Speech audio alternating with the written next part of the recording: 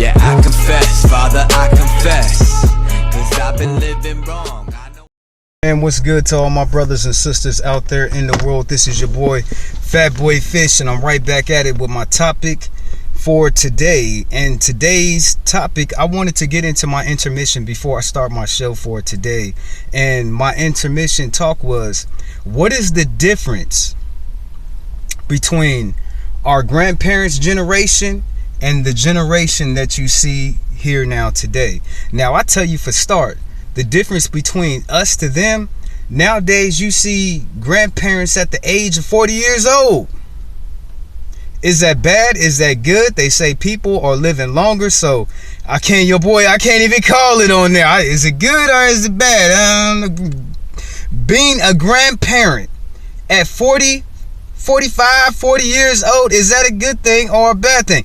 Now, the difference between our grandparents and our grandparents' generation is they had loyalty, they had honor, they had respect. When they got involved with someone, they actually stayed with that person. And don't get me wrong, a comparisons that we would be sort of kind of similar.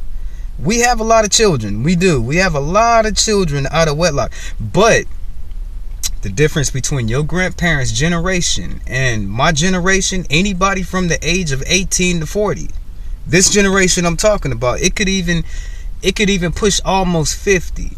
But the difference between them, they had loyalty, they had honor, they had pride. When your grandmama got with your grandpa, she had like 6-7 kids, and that's a good thing. Because we are supposed to be fruitful and multiply. We're supposed to have a gang of children. But we're not supposed to have them out of wedlock. You must be married. That's why I say all the time, I'll be like, man, get your stuff together first. Don't put yourself in a position to where you can't really live your life because you worrying about raising somebody else's life. You don't get a chance to really become a young person and grow into your manhood or your womanhood because you never really had the chance to be a child. So when you see cases like grandmothers and grandfathers that's only like 40 years old, they threw away their childhood because they were too busy raising children. So that's why I say that it'd be best for anybody who decides to have kids to wait around till at least they 30, or at least they got their financial business in order, and then they can have as many kids as they want. But back to what is the difference between our generation and our grandparents' generation. They had loyalty. When your grandfather, when he got in that relationship with your grandmother, he stayed in that relationship till he died. Now, and because you had loyalty, it was loyalty, it was self-pride, it was respect, it was honor, you know what I'm saying, self-worth. It was all of these things. But as you see with relationship nowadays, you see 20 different baby mamas, you see like 20 different baby daddies. You know what I'm saying? That is too many different people to be involved in your life. Come on now, you got 8 baby mamas. And as I look at my folks, as I look at my friends, as I look at my comrades, and I say to myself, I'll be like, dude, man, you only 28 and you got 5 baby mamas. That's a lot of women to be in your life that you will have to answer to one way or another, because you got kids. So it's not like you can shake this woman. My sisters and my female cousins and my female friends, they got 4 baby daddies. I'd be like, damn, you got 4 baby daddies? That is a lot of men to have in your life. But the difference between that generation and the present generation of this day, they had loyalty. When they got with one person, they stayed with that person through thick and thin. Now, it's something on marital vows, and it was through sickness, through health, through richer, through poor. Your grandparents actually took respect and honor in that. My tradition of people, the people of my generation, we don't know the meaning of honor, love, loyalty, respect, to death do you part, that you might as well start laughing right now, because nobody in my generation knows what that really means, even though it's quite obvious and it's in your face. Don't be getting with this person if you're not willing to be there on their deathbed. That concept, it goes right over my generation head. They don't understand that if you pick somebody to be in your life, let that be the person that you would like to spend the rest of your life with. So loyalty is something that my people of my generation, we don't have, and we gonna have to get this loyalty up. We have to. We seen the way of how it was done, and how it was done in a righteous way in its entirety, the way that it needs to be done. So I say to all my brothers and sisters out there in the world, you don't have to keep throwing yourself to people like that. And you should make a person, if you really want to find somebody and you want to test them to see if they worthy. But a lot of my generation, they promiscuous, you know what I'm saying? They like to have random people all the time. They're not satisfied with just only one person, because I guess that's not enough drama for them. Like, one person isn't enough drama that they need. But loyalty is something that our grandparents have. And my brothers and sisters out there, before you go getting yourself into a relationship with anybody, I don't care who it is, you need to check and see if this person is loyal. And the only way you're gonna be able to see if this person, I'm over here sounding like a 5-year-old. Big up shots to JJ. Hey, I see you, boy. The only way that you can really test this person is you need time. You need time to pass. And like your brother say all the time, if they not willing to work for the person that you are and all the good qualities that you possess as an individual, then if they're not willing to work for it, then that should show you right off the bat, then they're not worth it. Man, this has been your brother Fatboy Fish with just our intermission before my show starts. Peace and blessings to all my brothers and sisters out there. I'll be right back with the show for today. I'm gone.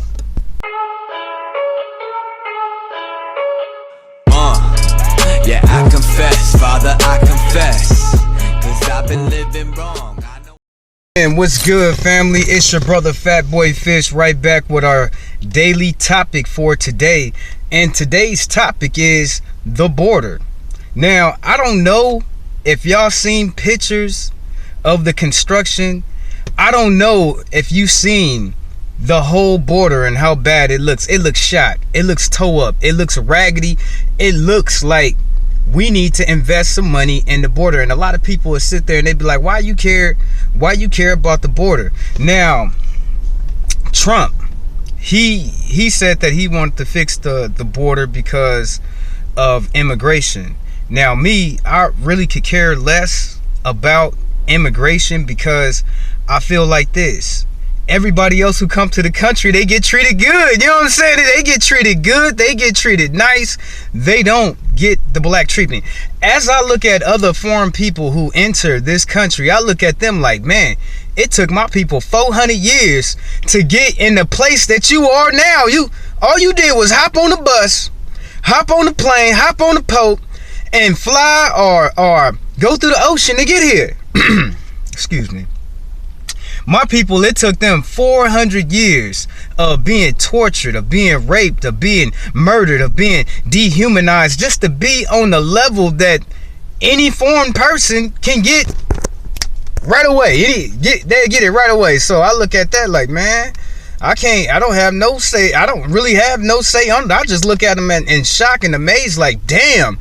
Y'all get all the privileges. Y'all even get treated like people. Everything we had to endure for 400 years in this country, y'all got overnight. So a little bit of jealousy. Yes, I'm jealous of the immigrants, because they didn't have the history that we had in this country, and any benefit that this country can provide for anybody, they automatically get it.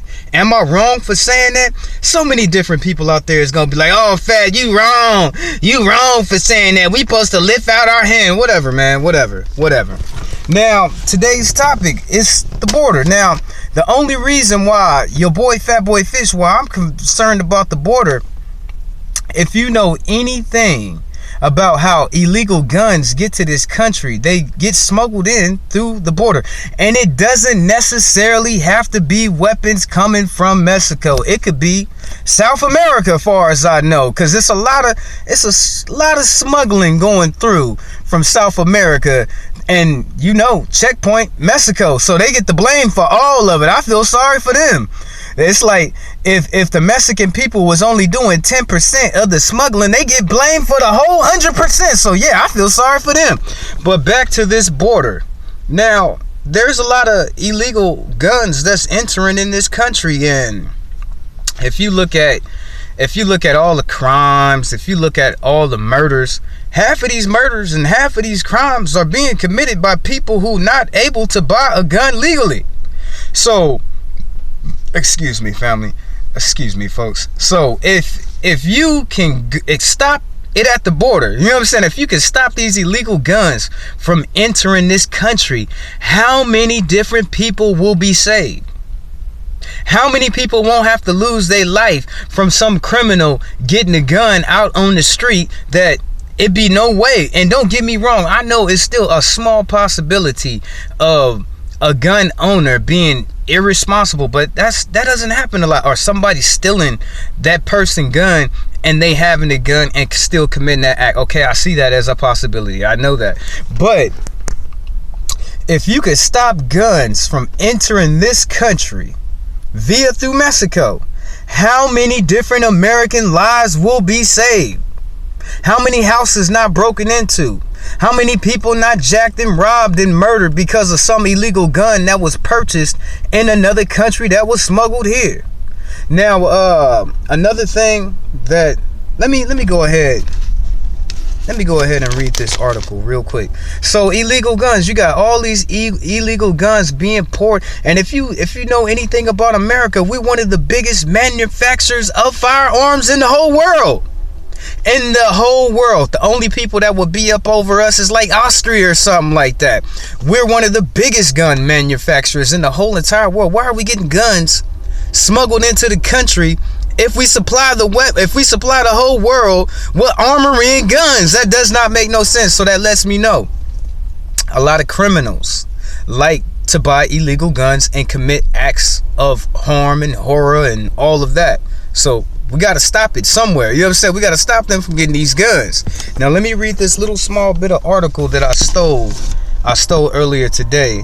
The Obama administration failed to protect the southern border, has allowed Mexican cartels to smuggle record amounts of drugs into the United States, especially heroin, which is increasing in popularity in the United States of America. Drugs get smuggled through North Mexican traffickers. They use street prisoners and outlaw motorcycle gangs to distribute them throughout the country, much like a legitimate business enterprise. So yeah, okay, they get the illegal drugs. They use these motorcycle gangs. So you would think the FBI and the CIA and Homeland Security would be checking all these motorcycle gangs if they the ones who's distributing the drugs to the gangsters. And I look at drugs on my people as devastating. You know what I'm saying? I look at drug as a definite clutch to my people. I do not like it. You know what I'm saying? I do not like to see my people out here strung out on crack, strung out on all these different drugs. And the demographics of people who do drugs is as young as 12 years old. You got, and don't sit here and act like you ain't never seen a young brother, a young brother that was hooked on drugs. You see him out there in the streets, at the corners, at the gas stations, at the restaurants, begging you for money, and you think in your head, I feel sorry for this young poor man. He needs to be in school, but the crack cocaine turned him out. So I look at drugs entering this country as a definite problem. And if we can secure our borders to keep these illegal, and just imagine, okay, the Mexican people, I feel sorry for it, but they get the major blame of it because they did a distributor point. The drugs come from South America, they get to Mexico, then they smuggled into our country. So I feel sorry for the Mexican people because they got to take the blunt of the blame, even though they not the ones who's doing it. Don't get me wrong, they are involved, but it's more South Americans than it is Mexicans. I'm sorry, it is. South America is way more bigger than Mexico. So I'm pretty sure all of the cocaine, all of the poppy seeds, all of that is getting transferred from South America. And it doesn't matter. It doesn't matter that, okay, Fat Boy, he love his people, he care about his people, but this affects all American people. Now, if you look on the internet and you do your little research, now, drugs since Donald Trump, and I give him a shout out, but after he said what he said about my people, he has to build up his respect to me. He would have to build up his respect so I can actually respect him, because the damage of what he said is already done. But far as in him trying to fix the borders, hey man, I'm in that. You know what I'm saying? I'm in that. And some of these good taxes that we spending over here in California, I think some of them taxes should be sent over to fix the border. It looks horrible, y'all. It looks toe back. It looks toe up. In some parts of the border, on the actual border itself, it looks like somebody grandparents' house that live out in the country, and they got this shitty ass gate up to try to keep their dogs or something in. You know what I'm saying? That's what our border looks like. It looks horrible. It looks horrible. And when you see the kinks in the armor in the border itself, why wouldn't they want to get across it? Why wouldn't they want to take that chance to make hundreds of thousands of dollars of selling drugs and illegal guns? So the majority of all our drugs that enter this country come from South America. From the majority of all the illegal weapons that enter this country come from Mexico. There's no getting around that. And if we want this stuff to stay out of it, because it affects us, y'all. It affects us in more ways than none. Okay, the drugs. That's getting our people hooked out on drugs. They don't need to be like that. You know what I'm saying? They could get so far in that and they be gone. There is no returning after that. You got to really be praying to God for your family members to get them off of them drugs and to pull them out of that life. Now, these illegal guns and fireworks, man, do you know how many lives will be saved if we could keep that shit over there? You know what I'm saying? If we could keep that shit at the border, do you know how many lives will be saved? So I look at it like that. Okay, since we've been investing in the border, you have seen the decrease of drugs being entered this country. Like, the major drugs that's entering in our country is cocaine, heroin, methamphetamines, and the Thiz pills, like the Thiz, what is it called? What would you call it ecstasy, like ecstasy pills and stuff like that. Now, since like 2011, it's been going down. It's been going down. But if we could get it to a rate to where we don't have none of this stuff entering the country, how great would America be? So when people tell me stuff like we shouldn't have border patrol and stuff like that, I look at them like they stupid and they don't know what they talking about. Because if they know anything about American life and what affects American people, these two things is hurting us as a nation. Having these illegal guns running around and having all these damn drugs, got 12-year-old kids kicked out on drugs and stuff. It's not cool, fam. It's not cool. So, man, I support building up the border. I fully support it because I see it helping my people get off of drugs and keeping guns out of the hands of people who don't need it.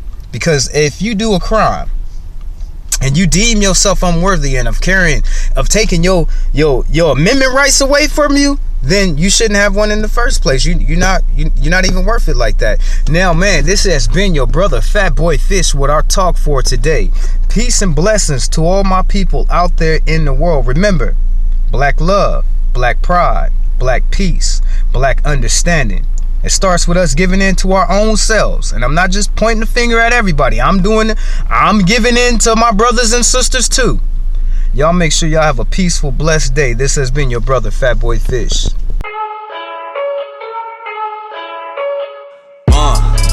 Yeah, I confess, Father, I confess, 'cause I've been living wrong.